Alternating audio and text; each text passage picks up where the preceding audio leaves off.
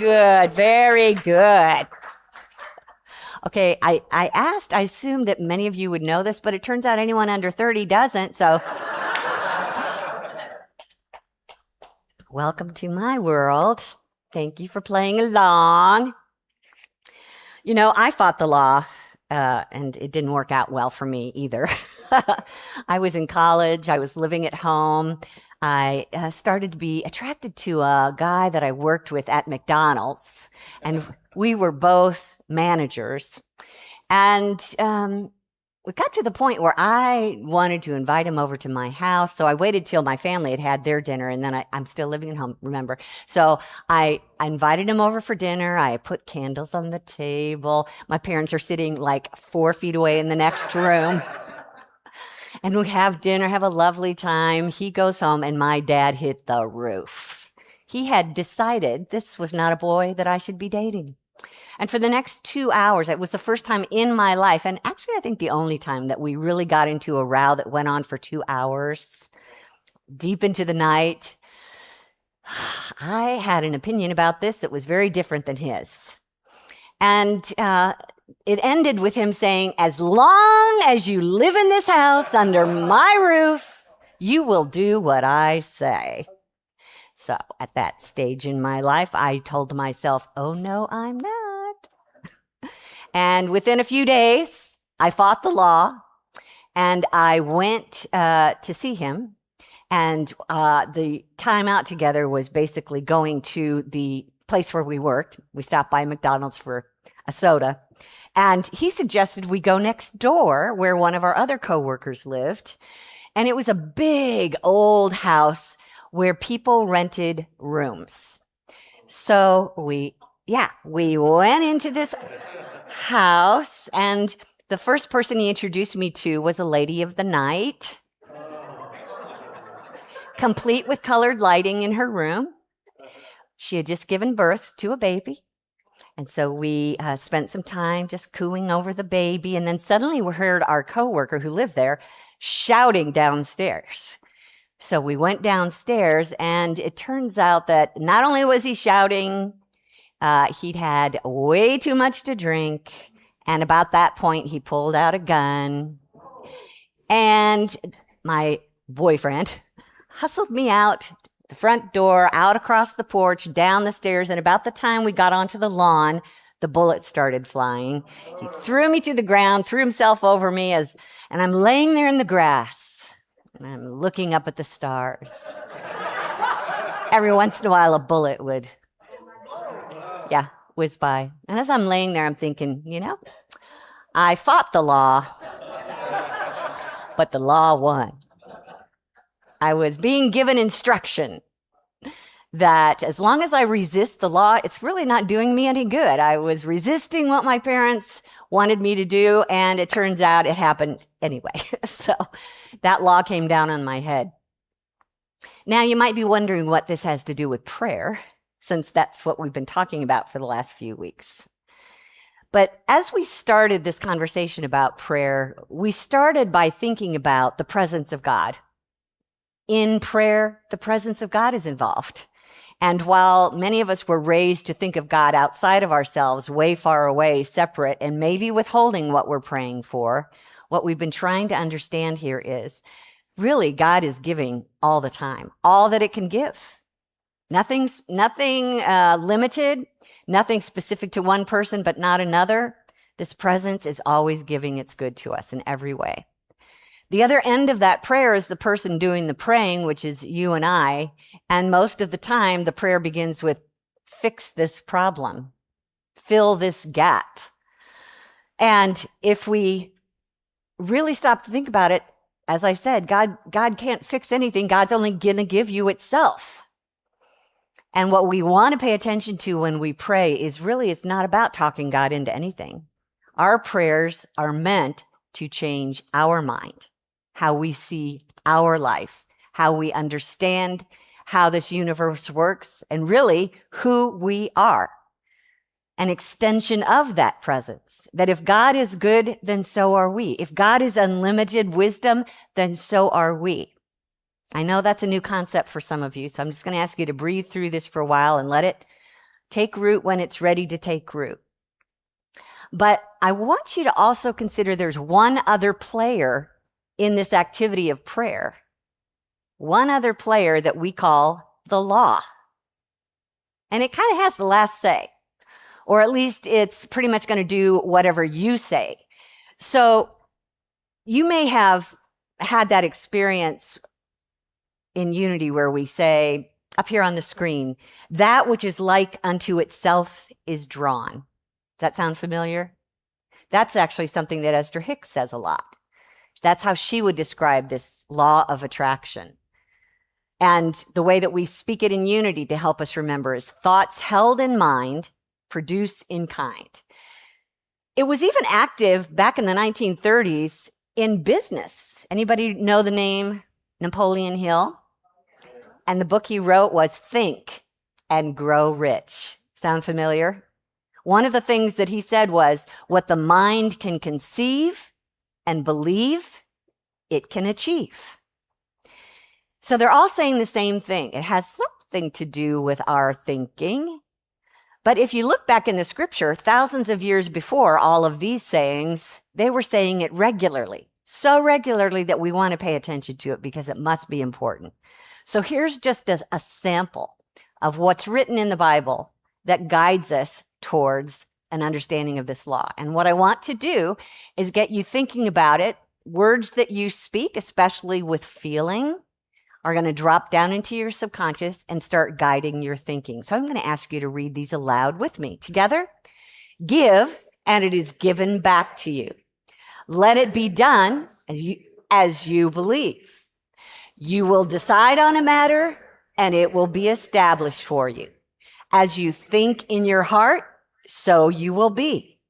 You will be forgiven as you forgive others. Do to others as you would have them do to you. All who take the sword will perish by the sword. For with the judgment you make, you will be judged. Believe that what you say will come to pass, and it will be done for you. What I think is extremely interesting about those scriptures is it's not God doing something. Do you notice that? It doesn't mention God. It says it every once in a while. It will be done for you. Well, who's doing it? This is when the law gets involved. But notice the law is only paying attention to you. So for instance, when it says give and it's given back to you, it depends on as you give. Keep going down through the scriptures. As you believe, as you decide, as you think, as you forgive, as you do to others, as you choose to fight, as you judge, as you say, it will be done for you. Who's doing the doing? The law, the divine law. This law that was created, in my opinion, as God's way of providing good for us in our lives. However, it's a neutral process, and God's sun shines on the righteous and the unrighteous, remember? So it's not up there, out there, in here saying, okay, she's in a good mood today, but I'm going to tell her that she shouldn't have this, and so I'm not going to give it to her. That's not the way the law works. It simply pays attention to you. So if we want to receive, our work is to be aware that there is a law that is working in the middle of this process of what it is that we want to create. Always working. How does it work? It matches your vibration. I was not taught that in Sunday school, that my prayers were answered according to my vibration. But that's the way the divine law works, according to all those scriptures. It's what you are being, what you are sending out, what you are feeling. Thoughts, feelings, beliefs. Those are the primary things we hold in ourselves that determine what we are being. Think about this past week. Just take a minute, pause. Think about this past week and how you were being.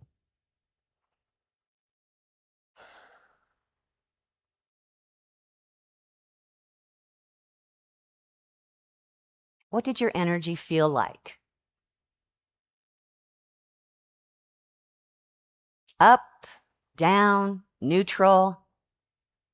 Pay attention to that on a regular basis. How am I being in this moment?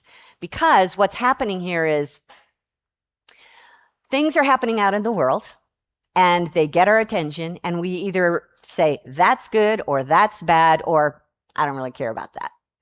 And when we say that's good, then our whole being rises up in energy. And when we say that's bad, then our whole being lowers in energy. And this is a chance for us to remember that that subconscious I mentioned, if you're not thinking consciously, it's really going to be the neutral in you. It's going to pull out something from the filing cabinet as to, I'm going to respond to this as I responded last time.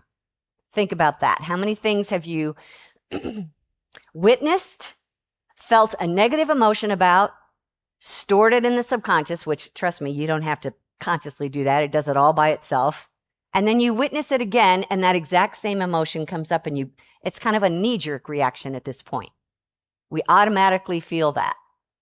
And again, it's sending a signal out into this universe of energy. Ask a quantum physicist, and they will tell you there's a single field of energy that we see as, well, first of all, at its rock bottom, it's spirit expressing. It's infinite, it's uncontainable, it's everywhere present, and it takes on various expressions depending on how fast or slow it's vibrating, and depending on the intelligence that is connected to that vibration. You contribute through your own intelligence based on what you're thinking at the time. So something that James Allen wrote, As a Man Thinketh, that's the name of his book. Each of us is literally what we think. Our character being the complete sum of all of our thoughts. Just take that in for a minute. The person that you are, the person that everybody else knows you to be, if they know you at all, is a sum of the lifetime of thoughts that you've been thinking. And majority rules. He says, we do not attract that which we want, but that which we are. And Joseph Murphy was probably one of the first New Thought writers I ever came across while I was a diehard evangelical Christian speaking in tongues. This really just caught my attention. Joseph Murphy wrote, any idea you have, which is emotionalized and felt as true, enters into your subconscious mind and comes to pass. He's a storyteller, and this particular book is How to Use the Laws of Mind. One of the things he said was, another way of explaining the law of cause and effect is to say that you are belief expressed. Whatever your conscious mind really believes, your subconscious will bring forth. So it's kind of like the conscious mind is the architect, subconscious is the builder. I went into a business establishment recently, and the chief clerk told me that the business was going into bankruptcy. The reason he gave, interesting, I think, was that the owner had been leading a sort of double life. He had a mistress who was getting a divorce and was ruthless with the clerks in the store. He was constantly changing help because they resented the way that he treated them. Ralph Waldo Emerson said that every institution is a shadow of the man or woman, thank you. His failure in business was really his complete failure in the art of living life successfully and harmoniously. His inner sense of guilt, his fear and inner conflicts, and his resentment toward his wife and others were the cause, not the business.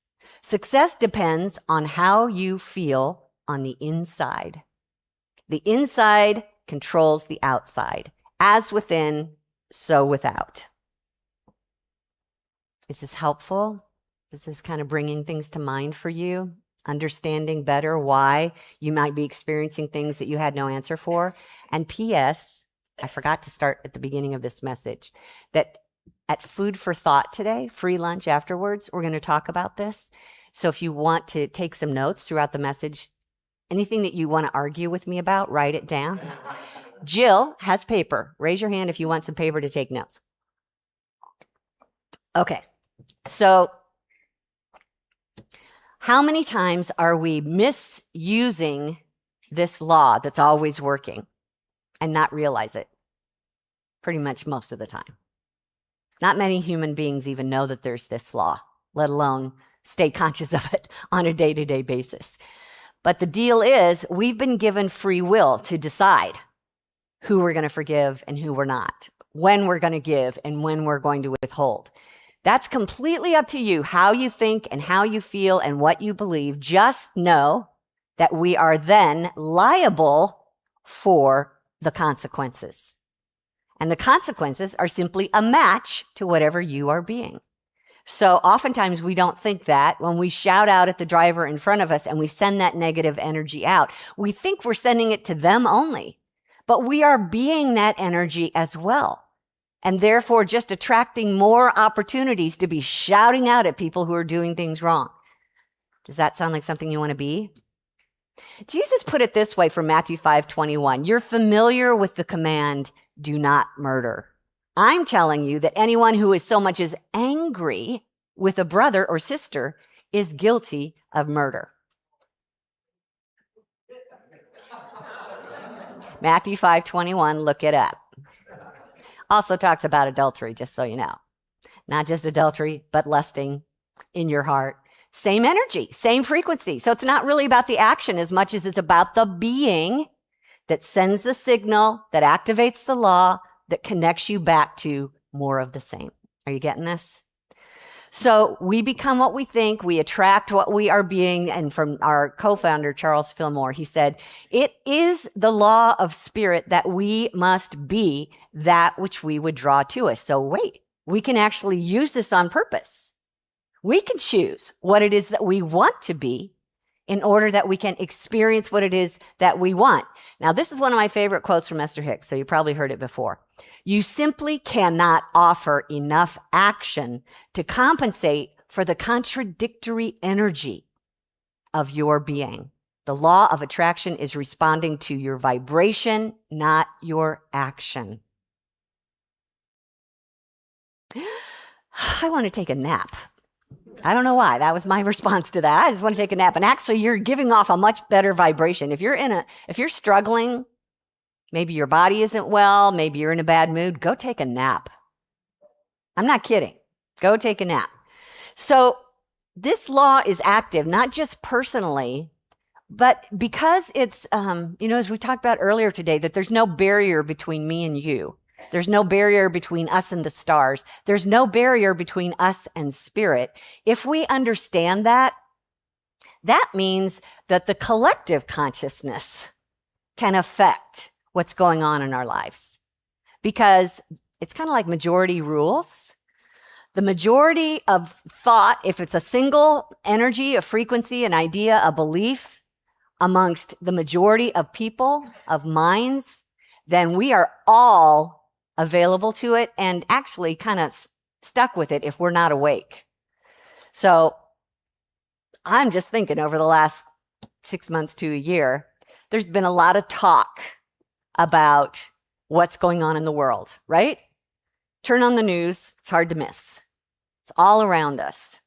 All has the same kind of energy. Give me some words to describe the kind of energy that you've witnessed in the world or in our country over the last chaos, fear, anger, cruelty, despair, uncertainty, distrust, cruelty, corruption. You guys are good at this. Yeah, and just hearing those words, how do they feel? Sad. Christina's bringing, she's doing the visual for us. It just kind of contracts our energy. Wow, this is important, you guys, because we're susceptible to that. And we can fight for our limitations, and we do, and misuse the law by saying, but it's true. I've got a story to tell you that I saw in the news that is absolutely true. And maybe it is the facts of what's happening. Divine law doesn't care what you're responding to. Even if it's the facts, it doesn't care. What it cares is how's she reacting to this emotionally? What energy is she holding in consciousness?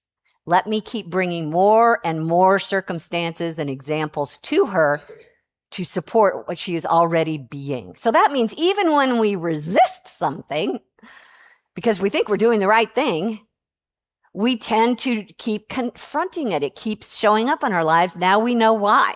It's because this is what we're being. Now, I am not saying don't take action when action is required, when action is the right thing, but pay attention to the energy that you are taking action from. We can still get to the same end result that we want without having to be angry or despair or hatred at the same time. Do you see that? Okay, so keep this in mind. We also think we're using the divine law. Okay, I'm conscious. I'm getting conscious now. I know what I want. I'm going to send this out to the universe. This is where I am going for sure. I see myself doing X, Y, and Z. Yeah, so excited. Although the odds are not really in my favor. And, you know, I can't really see how it's going to happen. I've been trying every which way to make it happen. So this might be a tough one. And I'm hoping God will find a way, but I'm not 100% sure. So do you see how you just sent mixed signals to the universe? This is me. I'm doing this. I'm feeling excited about this. And now I'm over here depressed and worried and doubtful. The law cannot work with that.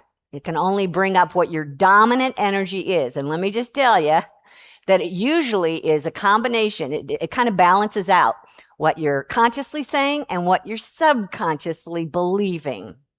So our words don't always undo the problem unless the subconscious mind has also heard it enough times with enough feeling that it is now radiating where it is that you want to be. Okay? So this, my darlings, takes practice and it takes prayer. And we're going to get to that part next week. So come back for the big finish. It's a big one. All right. So avoid mixed signals and keep your attention on whether you're wavering or not. You know, we sang that song, I am not a drop. Oh, wait. How's it go? I am not a drop in the ocean. I am all the ocean in a drop. Okay. Well, great. Wonderful. Be that drop in the ocean. But just make sure that it's not something that keeps throwing you off center. So I just wanted to share this one scripture from James. Ask in faith, never doubting, for the one who doubts is like a wave of the sea, driven and tossed by the wind. For the doubter, being double-minded and unstable in every way, must not expect to receive anything from the Lord.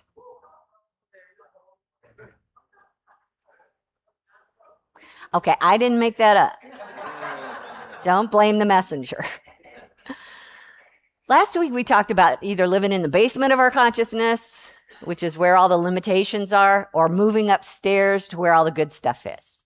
And that's what I'm asking you to do today, is to rise in consciousness to your upstairs level of thinking, which is really divine mind. Just keep thinking, what is divine mind thinking about this?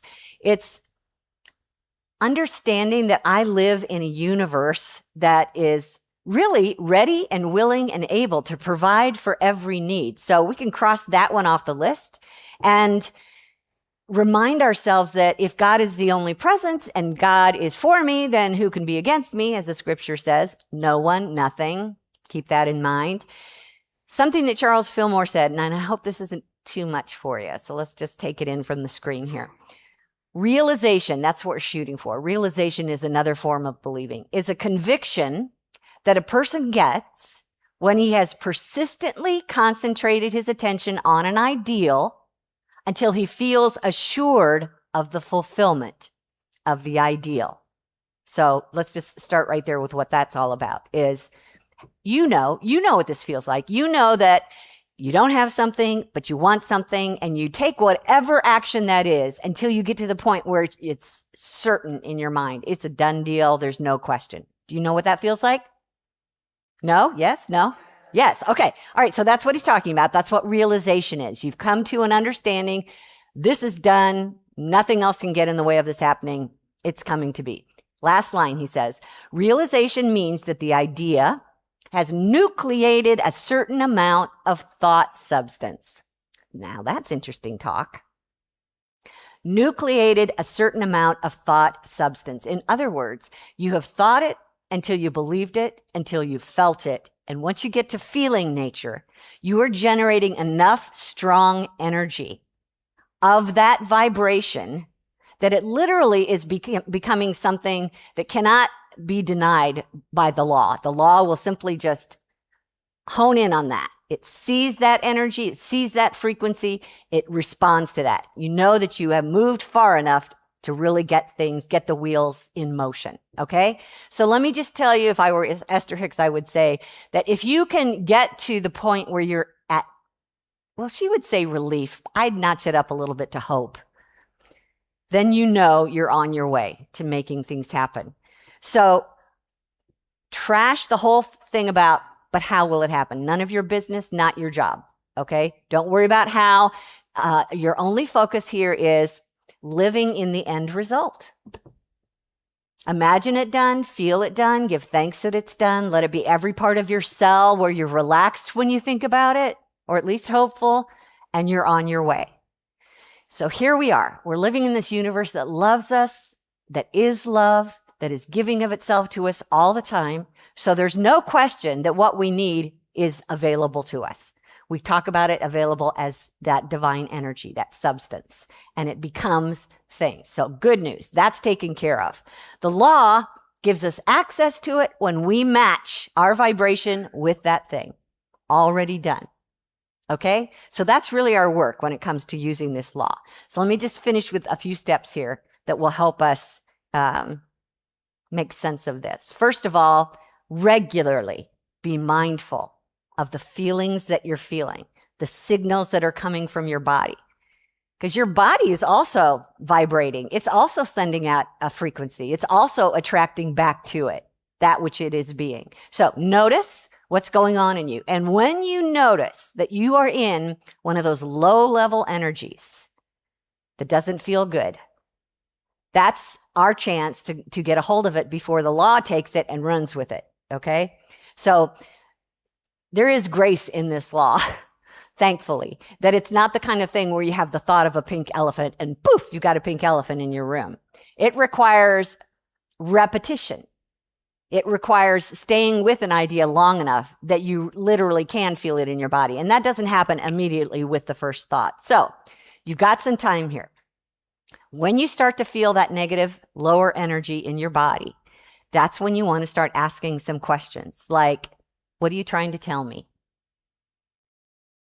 What do you want me to know? Is there something that you need? And then just be still and see what comes up for you. Now, your ego is chatty. It likes to talk all the time. If you're doing something right, it'll tell you that you're doing it wrong. If you're doing something wrong, it'll say, see, I told you. So anytime that we're hearing a voice in our head that is bringing us down in energy, it's not God. Just know that. And that's really all your energy or all your ego is in charge of is, making trouble for us. So once you ask the question, you might hear something like, I don't like, or I'm worried that, or I am angry that, or I'm frustrated by that. Any one of those words are a signal that you've got some energy going on that you do not want the law to respond to.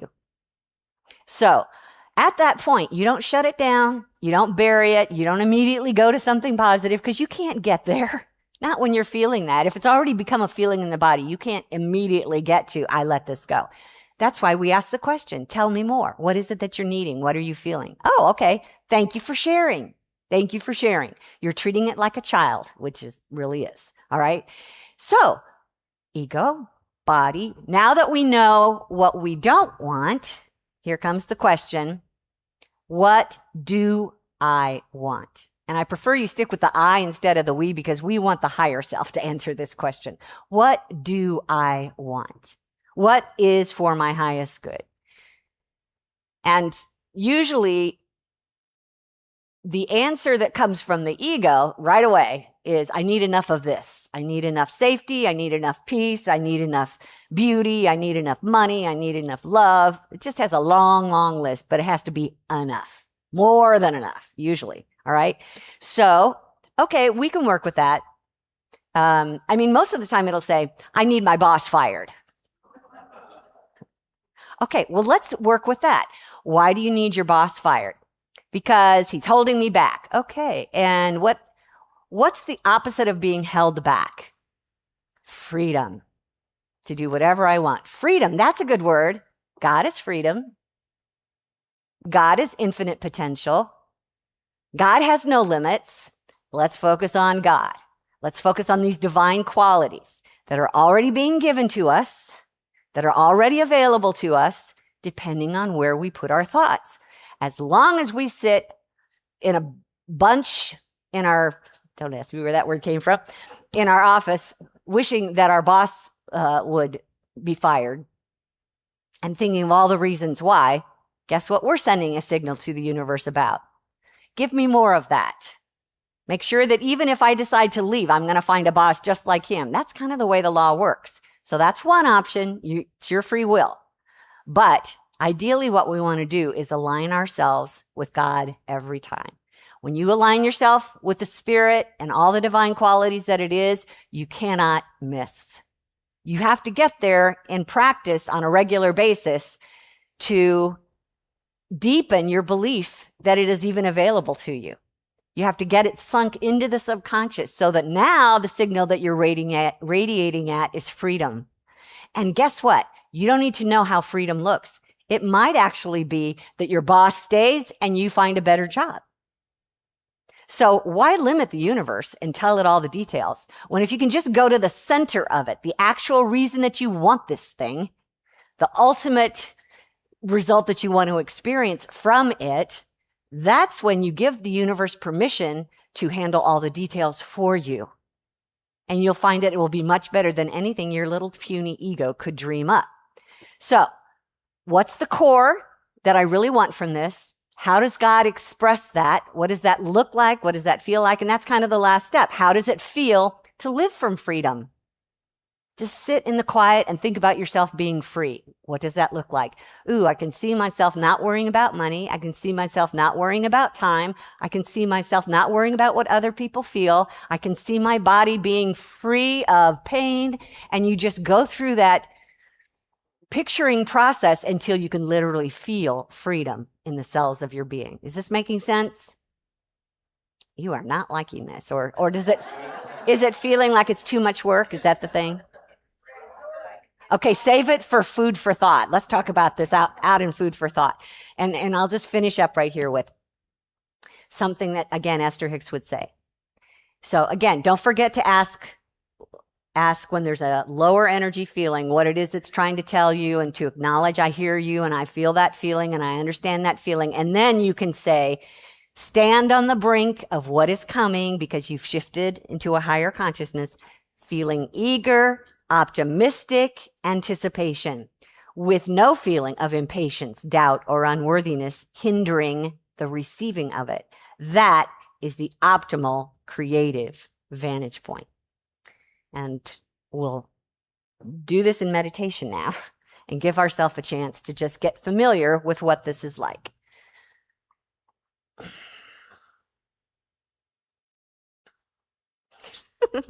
Just remembering all your grumbling back there. That was funny. All right. So let's close our eyes, relax our bodies.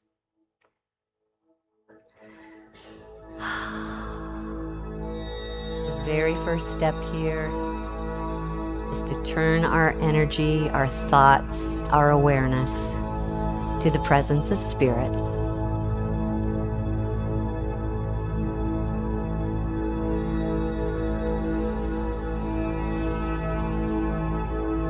It's a presence that fills the universe.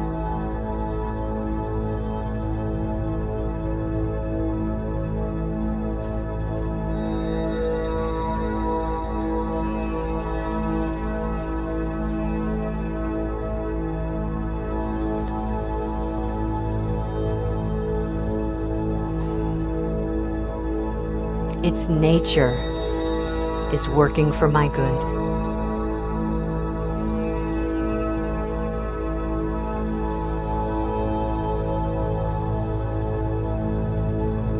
I sense this presence as enough of everything that I'm seeking.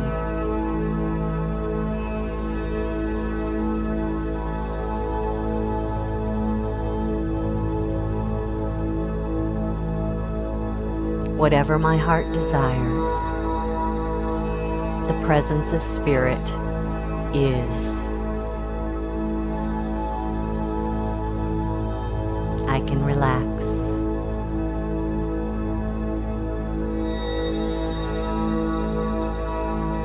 can rest in the knowing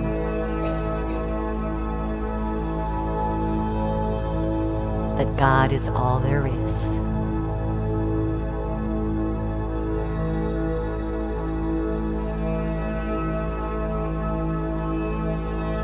And I allow this presence to be known fully in me.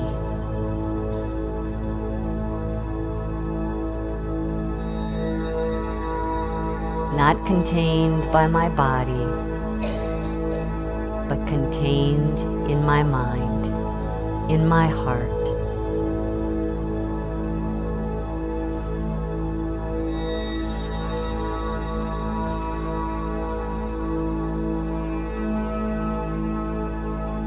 I know in this moment it is divine light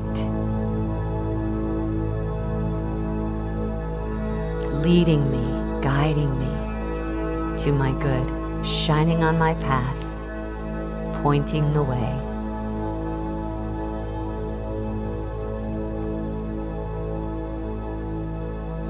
I can relax in knowing through its supreme intelligence the answer to my question.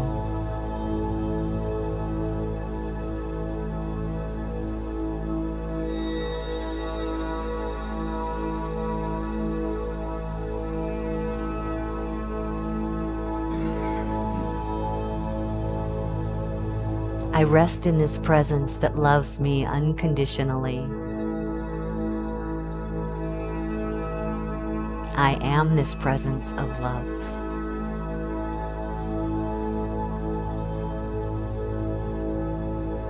I recognize there are no barriers between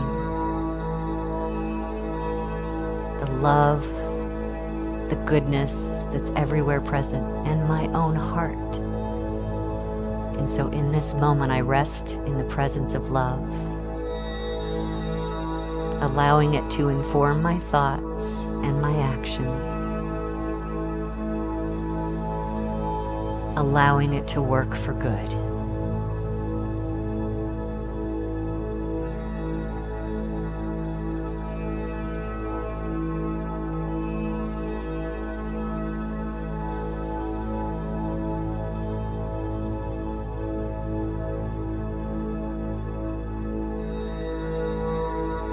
As I focus on this presence, I realize it is the activating force of this universe. And it is my activating force.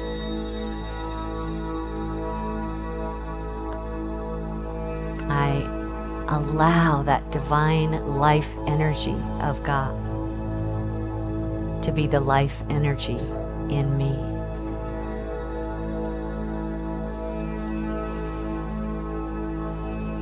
I see it alive and renewing every cell in my body.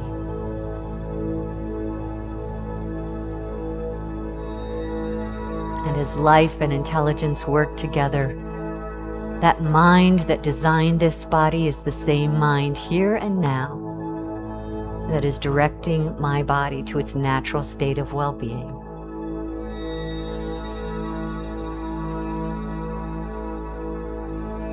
All that God is, I am.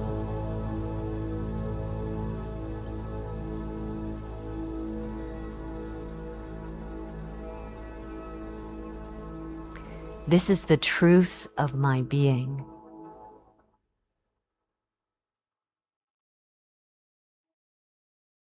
So it is, and so I allow it to be. Amen.